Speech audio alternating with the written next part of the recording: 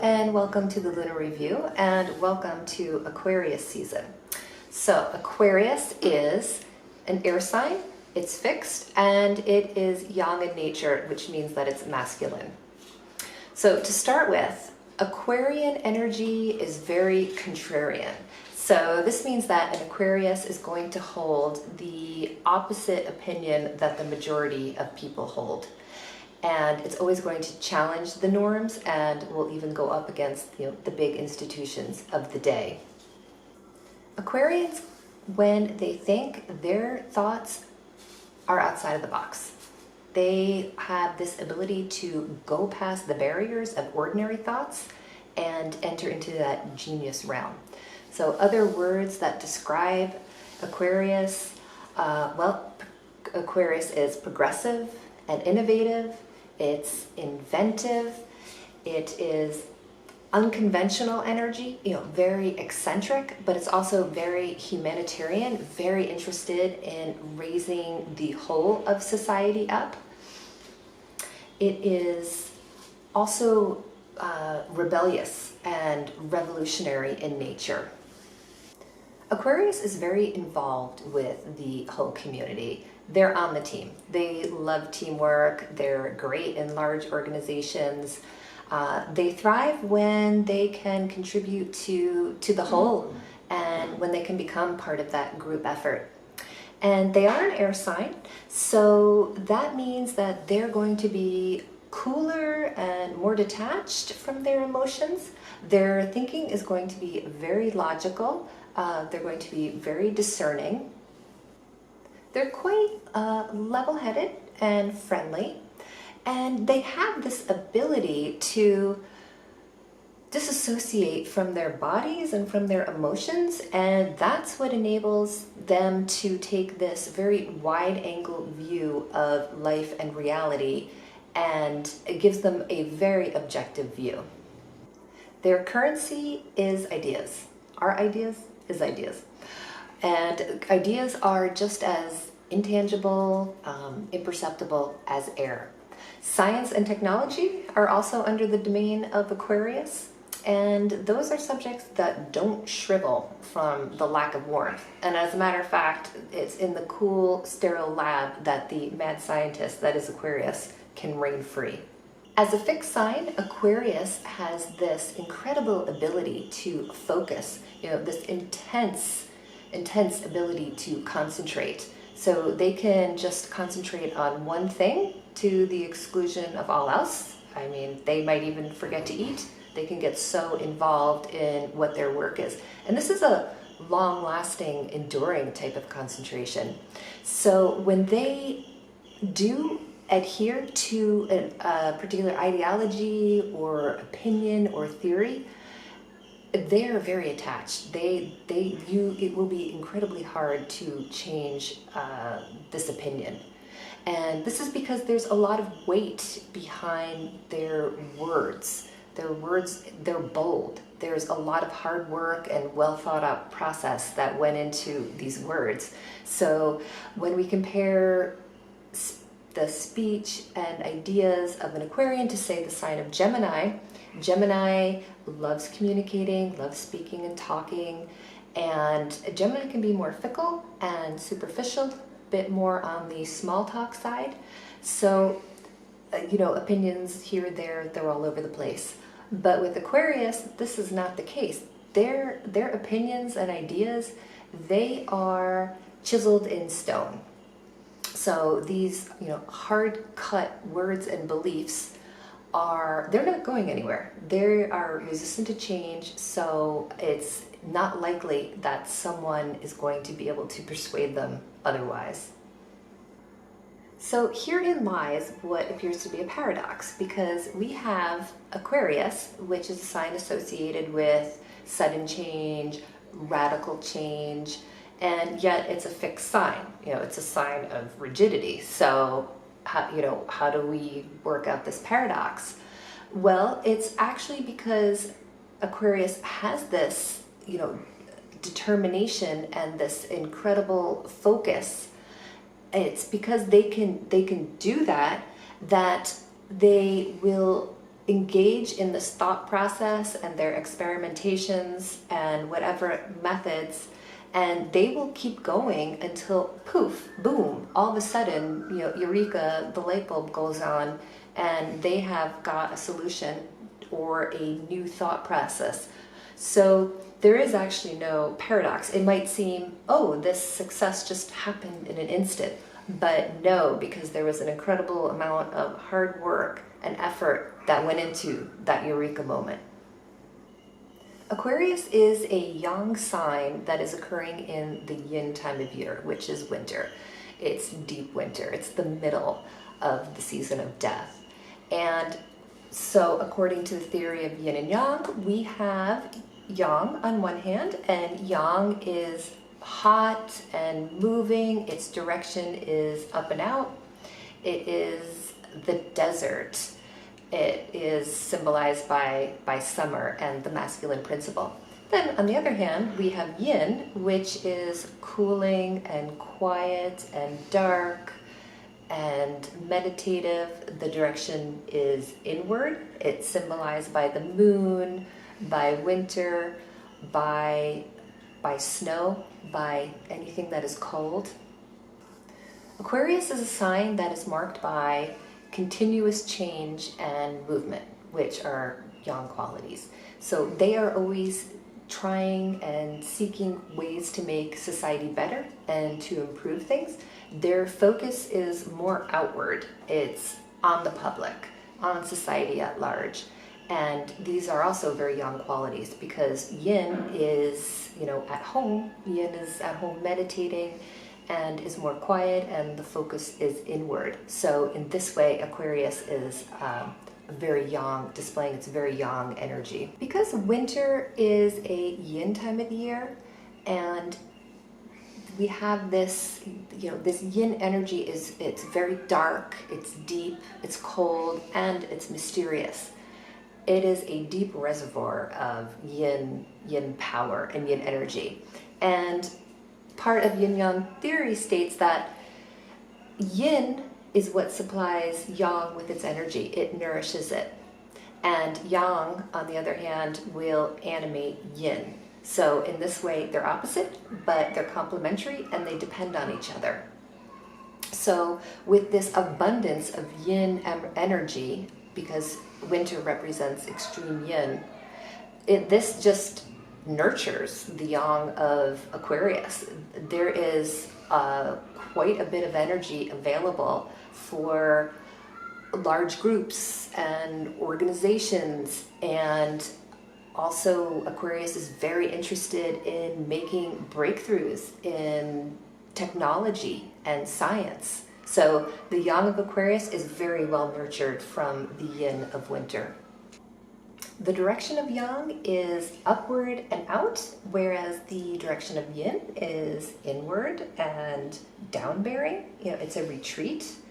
And I would say, this is a bit more esoteric, but I would say that Aquarius has an innate connection with the primal source of knowledge, the original source of knowledge, and that because they can sail past the boundaries that most people's minds conform to and just cannot surpass, I think that the Aquarian mind goes up and out like yang and connects into this energy. And if I'm going to put it poetically, I would say that their minds touch the divine mind in a very clean, clear, dispassionate way.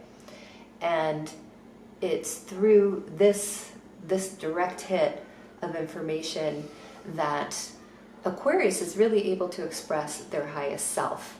And they're like the spark for humanity, that they can have these like illuminating, electrifying flashes of inspiration. Even the glyph that represents Aquarius, the little symbol that astrologers use to represent Aquarius on the zodiac wheel, that is two parallel lines that are kind of squiggled like this, and they represent electric current. basically, it's electricity that Aquarius is representing. The symbol of Aquarius is the water bearer, and this is the man who is spilling out water from a big urn, and it looks like he's doing it purposefully and carefully. And this fluid, the water, is representative of knowledge and spiritual nourishment, and he is delivering this. He's spilling it onto the ground to nourish all, to let it go where it's going to do the highest good. And this is freely given and shared. And this is the way that Aquarius makes its unique contribution. Aquarian knowledge does not come from consensus. It comes from their own objective understanding of reality. So what they prove, what their theories are, their knowledge eventually does become consensus, and it becomes even common knowledge and accepted by the norms. But that's not until later, until everyone else is caught up. So until then, Aquarius might be seen as eccentric or irrelevant or dangerous even, or just too bizarre to deal with. Being a fixed air sign, Aquarius does have to guard against over-fixating on an idea and just stripping the humanity out of it. And I think of this as AI and robotics. So let's say you don't have legs, so you replace your legs with robotic parts. Okay, what's the next step? You have problems with your brain. You've got brain damage, or you think you're too depressed most of the time. You want to start tinkering with your actual physical brain. So what do? Aquarius might ask, okay, do you want to download your consciousness into this computer? Or, if you are going to start replacing body parts with robotic parts, well, where do you draw the line? Where do you draw the line between yourself and the fact that you're merging with a machine? So Aquarius, being a, air sign, extremely intellectual, and sometimes almost wanting to forego the basic needs and human desires in an effort to reach this, higher realm of knowledge. That this sign just has to, keep their humanity and just make sure that their goals are good, and it's going to be for the highest good of everyone. Expectations are sky high with the sign because they can envision the highest ideals and the highest potentials. They live in the future, so they know what can be. And this can also put them in a rather lonely place sometimes. They can be the only ones out there with their thoughts and ideas and their visions. And it can even, they can be emotionally isolated, and they can also feel incredibly sad or dejected if their ideas are not appreciated, or if their ideas are found irrelevant, or they just fail completely.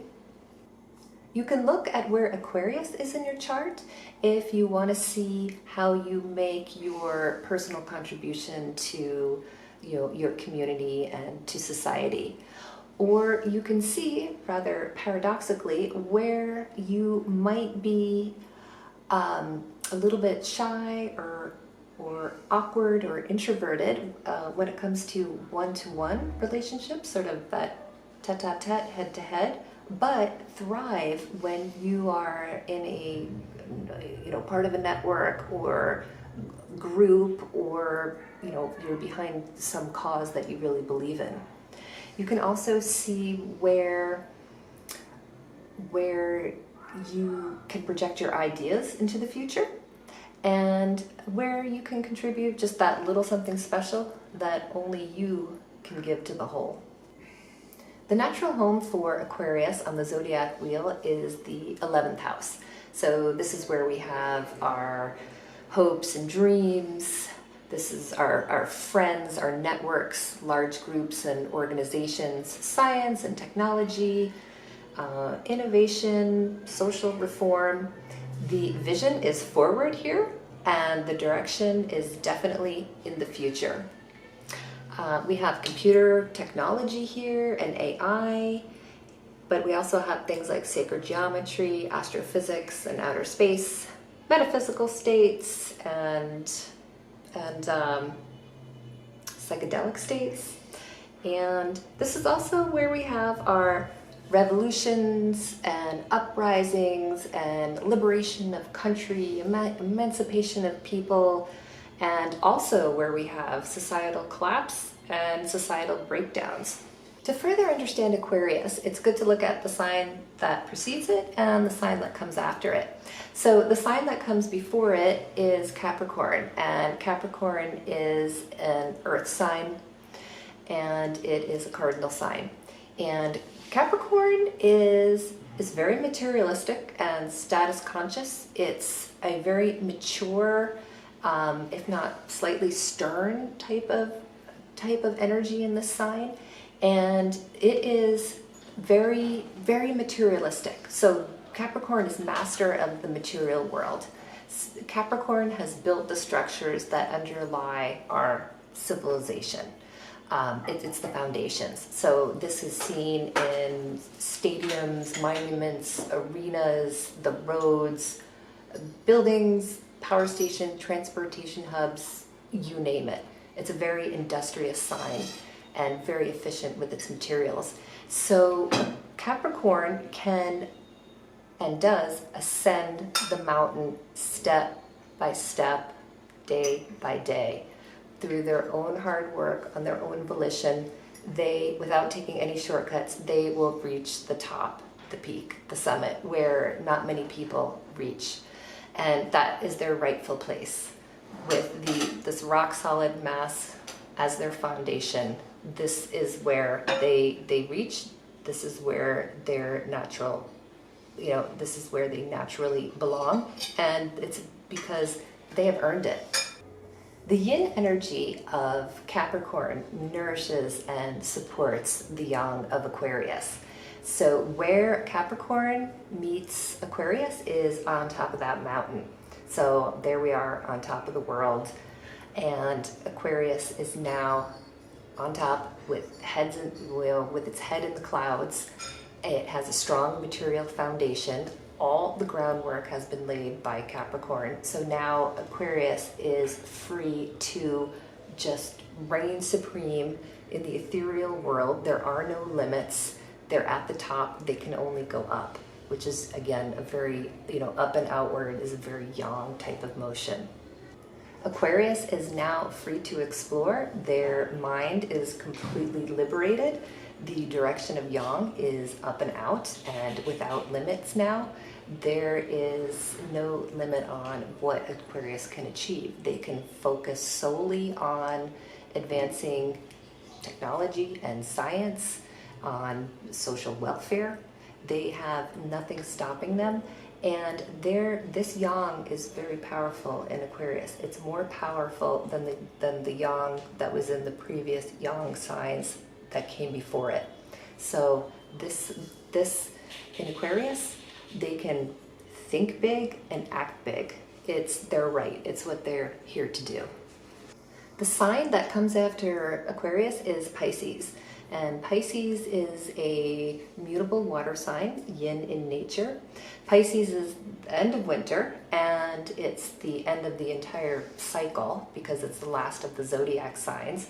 So when the yang of Aquarius moves into Pisces, it's still otherworldly, lofty, noble energy, but it has been very tenderized and softened by Pisces. Because the yin Pisces energy, it's very soft and yielding. And Pisces being a water sign, well, water makes the perfect medium to mix and combine and dissolve things. Pisces is known to, dissolve even the ego. And Pisces here, the order of the day is compassion. Pisces adds a compassionate element that was